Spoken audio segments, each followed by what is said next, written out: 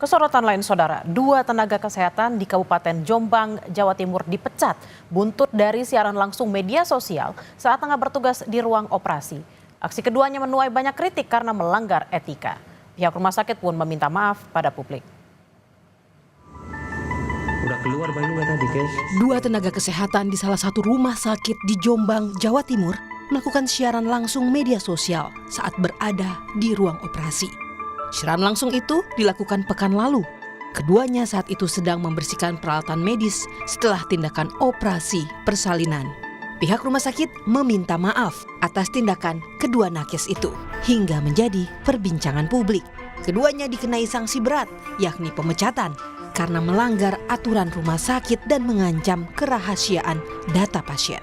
Saya ingin mengucapkan permohonan maaf dulu, permohonan maaf yang sebesar-besarnya dari kami atas kegaduhan yang terjadi. Di internal rumah sakit kami mengambil tindakan tegas terhadap kedua nakes tersebut. Kami tidak bisa mentolerir tindakan tidak etis yang mereka lakukan.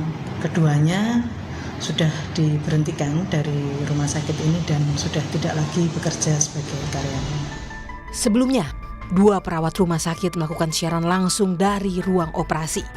2 perawat dan manajemen rumah sakit sebelumnya telah dipanggil dan diberikan pembinaan oleh Dinas Kesehatan akibat melakukan siaran langsung dari ruang operasi. Muhammad Safiuddin, Kompas TV, Jombang, Jawa Timur.